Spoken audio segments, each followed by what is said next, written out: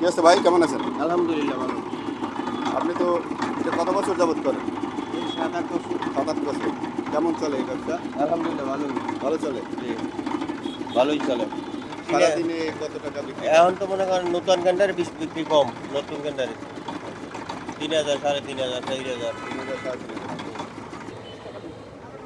দর্শক আসসালামু আলাইকুম। আমি এই মুহূর্তে রয়েছি কাজলায়। যাত্রাবাড়ি যে মাছের আড়ত, সবজির আড়ত, তারপরে বিভিন্ন ফলমূলের আড়ত। আমরা এখানে দেখতে পাচ্ছি অনেক আখের, সারিবদ্ধভাবে আখের পয়সা সাজিয়ে বিক্রেতারা রয়েছে। আমরা দেখছি যে এখানে একটি আখের গাড়ি রয়েছে। বড় ভাই, সালাম আলাইকুম, ভালো আছেন? এই আখ কোথা থেকে আসে? এটা দেশের বিভিন্ন অঞ্চল থেকে আসে। না, এই যে ট্রাকে দেখছি, এই ট্রাকটা কোথা এটা থেকে আসে? চিটাগাং থেকে আসছে। চিটাগাং থেকে? জি। বেশিরভাগ কি চিটাগাং থেকে আখ আসে? এটা এক এক সময় এক এক জেলা থেকে আসে। এখন চিটাগাং এর সিজন, এখন চিটাগাং যেহেতু থেকে আপনারা আসছে। আখের ব্যবসা করেন, আখের উৎপাদনটা আসলে কোন এলাকা অঞ্চলে সারা বেশি? বাংলাদেশেই।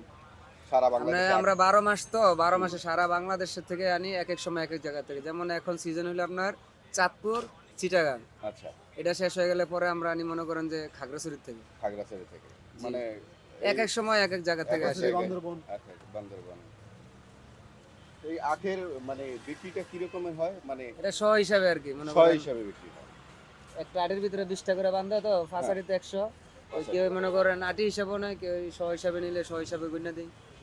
ওকে, অনেক ধন্যবাদ আপনাকে। আমরা দেখছিলাম এখানে আখ সারিবদ্ধভাবে মুঠি করে বাঁধা রয়েছে, আপনারা দেখতে পাচ্ছেন। এই মুঠি দিয়ে হচ্ছে তারা শ হিসাবে বিক্রি করেন। আর আখ এখন পর্যন্ত দেখতে পাচ্ছেন যে এখনো মোটামুটি সবুজ আকারে, লাল হয়নি। কারণ হচ্ছে যে এই আখ আরও,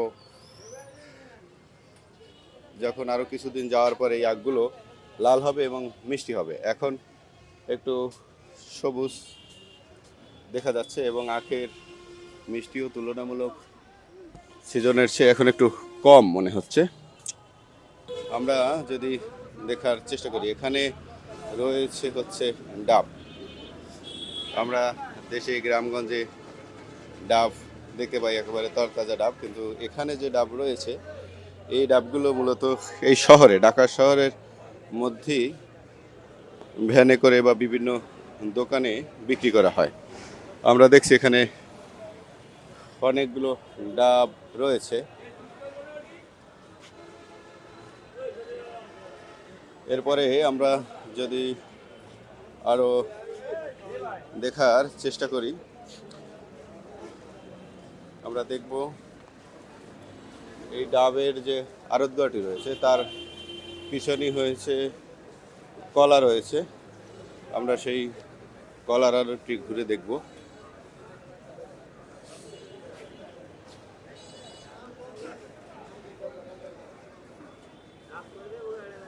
আমরা দেখতে পাচ্ছি এখানে সারিবদ্ধভাবে অনেকগুলো আড়তঘর রয়েছে এবং প্রত্যেকটা আড়তে অসংখ্য কলা রয়েছে। এখানে বিভিন্ন অঞ্চল থেকে এই কলাগুলো আসলে এখানে এই আড়তঘরে আসে এবং এখান থেকেই যারা খুচরা বিক্রেতা রয়েছেন তারা কলা ক্রয় করেন, সংগ্রহ করেন এবং বিভিন্ন বাজারে এই কলাগুলো বিক্রি হয়, নিয়ে যাওয়া হয়। যারা শহরের ভিতরে যারা খুচরা বিক্রেতা রয়েছেন তারা এই আড়তঘর থেকে কলা নিয়ে বিভিন্ন বাজারে বিক্রি করেন। দোকানে, বাজারে যারা ব্যবসায়িক রয়েছেন তারা আসেন, এখানে দেখে শুনে কলাগুলো নিয়ে নেন। আমরা দেখতে পাচ্ছি এখানে। আসসালামু আলাইকুম ভাই, কেমন আছেন? ভালো আছেন কাকা? এই আড়তঘর, কলার আড়তঘর কি এই এই পয়েন্টই, না যাত্রাবাড়ি আরও আছে? আরও আছে, মানে এটার সাথেই তো সংযুক্ত, অন্য কোথাও নাই তো? থানার ওই পারেও আছে না? আমি ওইটাই জিজ্ঞেস করছিলাম।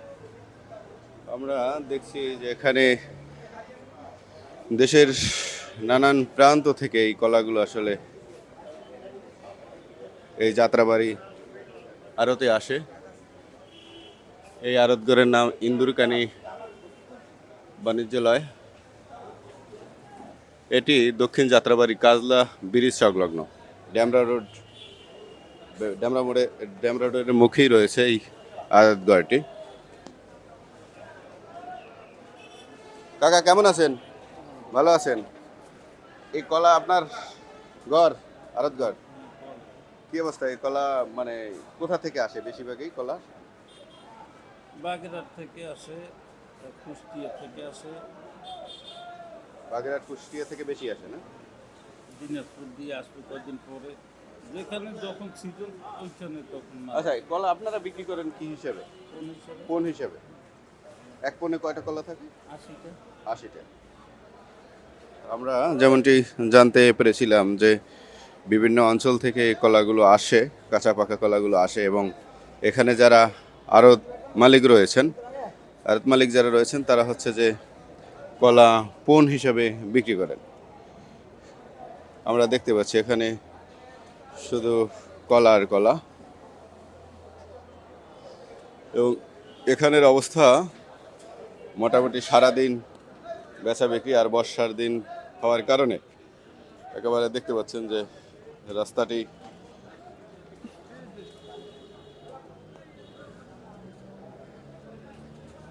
কাদায় ভরপুর। এখন মূলত আপনি কি গাড়ি চালক? কি অবস্থা, এই বাজারটি কখন শুরু হয়? বাজার তো রাইতে 5টা থেকে। রাতে 5টা থেকে শুরু হয়, এখন কি শেষ পর্যায়ে? না, সারাদিনই চলে, সারাদিন চলে। কাস্টমারের ভিড়টা কখন থাকে বেশি? এটা বেশি আমি 6টার দিন বাজাই 7টা থেকে 12টা। 12টা পর্যন্ত চলে। এখানে তো মূলত কলা, ডাব, তারপরে হচ্ছে ওই পাশে দেখলাম আখ, তারপরে কাঁঠাল, মানে কাঁচা পাকা ফলের আড়ত, তাই তো? আমরা দেখছিলাম এখানে এই একটি মার্কেট দেখতে পাচ্ছি, একতা ফল মার্কেট ব্যবসায়িক সমবায় সমিতি। এখানে অনেকগুলো আড়তঘর রয়েছে। এই ঘরটিতে হচ্ছে ডাব, আমরা দেখতে পাচ্ছি এখানে ডাবের সমাহার রয়েছে। আপনি ডাব কি ক্রয় করতে আসেন বড় ভাই? এই ডাবের আসলে বিক্রিটা কেমন, মানে? এইটা কিনছি আমি আপনার 6,500 টাকা দাম, 6,500 65 টাকা পিস। 65 টাকা পিস, এটার ওজন হবে সর্বোচ্চ 800 গ্রাম। সর্বোচ্চ 800। এই মিষ্টি কুমড়া আমাদের 22 টাকা পড়ে গেছে 22 টাকা মিষ্টি কুমড়া। এই মিষ্টি কুমড়া, এক একটা মিষ্টি কুমড়া কত করে? কেজি, এক একটা পড়ে না 3 কেজি 2.5 কেজি আছে। 3.5 কেজি 2.5 কেজি না? এটা খরচ দিলে আমার প্রায় 26, 27, 28 টাকা পড়ে যায়। 28 টাকা বলে ধরেন মনে করেন এর ভিতরে 20 টাকা পচা যায়। পচা বেচা গেলে কাটলে না বেচতে বলে তাহলে 35 টাকা বেচা লাগে, 30 টাকা তো বইরেই যায়, 35 টাকা বেচা লাগে। এটা আপনি মনে করেন যে আমি 65 টাকা কিনছি, 70 টাকা পড়বো, 80 টাকা, 85 টাকা, 90 টাকা। এটার ভিতরে মিস্টেক আছে, পানি হয় না অনেক সময়, সেক্ষেত্রে আবার আপনার এই ময়লা ফালাইতে হয়। সেটা আমরা নির্ধারিত জায়গায় টাকা দিয়ে নিয়ে ফালাই, ব্যান দিয়ে। ওইখানে গেলেও আবার টাকা দিতে হয়। সিটি কর্মসূচি এখানে ফালাইবেন, ওইখানেও টাকা দিতে হয়। টাকা ছাড়া আপনার আউট মালা ফালাইতে দিবেন না, ওইখানে ওদেরকে টাকা দিতে হয়। তারপরে গাড়ি ভাড়া দিয়ে নিতে হয়। ওইভাবে আর কি ভাই পোষায় না। দেখা যায় 80 টাকা বেচলে কাটাবে, 90 টাকা বেচলে 20 টাকা, 10 টাকা লাভ করতে করতে কষ্ট হয়ে পারে। আবার একদিনে তো বেচা যায় না, 100 মাল কিনলে 3 দিন 2.5 দিন লাগে বেচতে। 3 দিন 2.5 দিন। এখন পাবলিকের থেকে গাড়ি বেশি, আচ্ছা, কাস্টমারের থেকে আপনার বিক্রি করেন অনেক লোক বেশি, বিক্রেতা বেশি। বিক্রেতা বেশি। আমার দোকান হলো বনশ্রীতে, মসজিদ মার্কেটে। আপনার দোকান? হ্যাঁ, আমি আমার একটা ফার্নিচারের দোকান আছে, এটা সামনে বিক্রি করে। ফার্নিচার চলে কম, চলতে কষ্ট হয়ে যায় বউ বাচ্চা নিয়ে। মানে ফার্নিচারের পাশাপাশি পাশাপাশি এটা করি, আমার ওয়াইফের সাথে আছে। আমি কি করবো, আমার চলতে কষ্ট হয়, এই জন্য মনে করেন যে আবার এই ব্যবসার ভিতরে আমি লইছি। যাই হোক, আপনার মেহনতের জন্য শুভকামনা রইল, আল্লাহ বরকত দিক আপনার মেহনতের উপরে। আমরা এখানে দেখছি যে সাথে সাথে ডাব স্তূপ করা রয়েছে। এটি, এই আড়তঘরটি হচ্ছে কাজলায়, কাজলা যে ব্রিজটি রয়েছে সেই ব্রিজ সংলগ্ন এই আড়তঘরটি রয়েছে।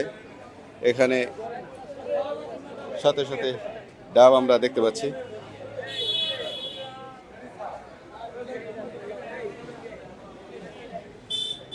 এখানে ক্রেতা বিক্রেতা দরদাম করছেন ডাবের।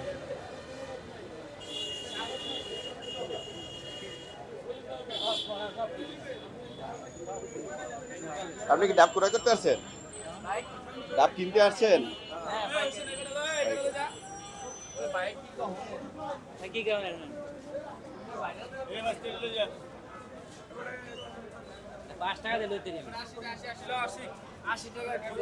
আশি টাকা।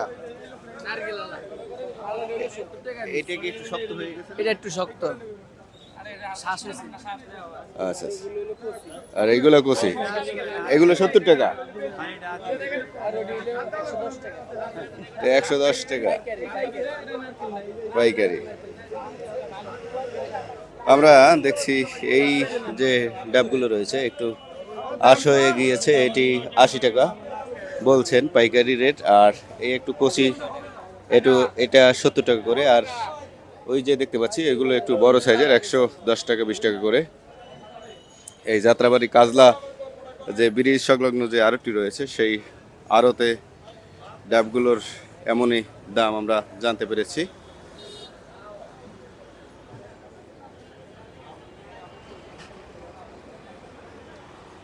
আমরা সামনে দেখতে পাচ্ছি তাল স্তূপ করা রয়েছে। আমরা জানবো যে আসলে তালের দাম কেমন। এখানে দেখতে পাচ্ছি তালগুলো দেখছেন। আসসালামু আলাইকুম ভাই, কেমন আছেন? এখানে তাল দেখতে পাচ্ছি, কাজলা যে কাঁচা পাকা ফলের আড়ত রয়েছে সেই আড়তের সামনে এই তালগুলো দেখছি। এবং এখানে দেখতে পাচ্ছেন যে তালগুলো চেক করছেন। এই তালগুলো কাটতেছে কেন? মানে তালগুলো চেক করতেছে, দেখতেছে নরম আছে না শক্ত হয়ে গেছে। তালের বিক্রিটা কি রকমের হয়? এটা মানে- পিস হিসাবে। পিস হিসাবে? জি জি। এই এক এক পিস তাল কত করে? এখন বর্তমানে আপনার 18 টাকা 20 টাকা বিক্রি 18 টাকা 20 টাকা পাইকারি। হুম। আচ্ছা আচ্ছা। তো এর মধ্যে তো হচ্ছে যে এই কেটে কেটে নিচ্ছেন, কাটা চেক করে নিতেছে। কারণ যেটা শক্ত হয়ে যায় ওটা তো আর চলে না না, শক্তটা কম দামে বিক্রি করতে হয় অথবা ফালাই দিতে হয়। আমরা দেখছিলাম এখানে যারা ক্রেতা রয়েছেন, আসলে যারা ভ্যান গাড়িতে করে বা বিভিন্ন মার্কেটের সামনে তালগুলো বিক্রি করেন, তারা হচ্ছে এই তালগুলো প্রত্যেকটি ছড়া থেকে এক একটি তাল কেটে আসলে পর্যবেক্ষণ করছেন, দেখছেন যে তালগুলো কি অবস্থায় আছে। কারণ হচ্ছে যে অনেক ছড়া থেকে দেখা যায় যে তালগুলো শক্ত হয়ে যায়, আটিগুলো শক্ত হয়ে যায়, তখন তারা এগুলো বিক্রি করতে পারে না, ফেলে দিতে হয় অথবা অল্প দামে বিক্রি করতে হয়। এজন্য তালগুলো কেটে কেটে নিচ্ছেন, দেখছেন।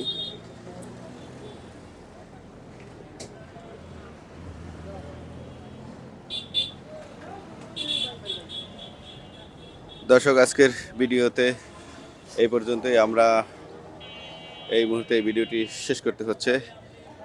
আবারও কথা হবে অন্য কোনো ভিডিওতে। সে পর্যন্ত সবাই ভালো থাকবেন, সুস্থ থাকবেন। আল্লাহ হাফেজ।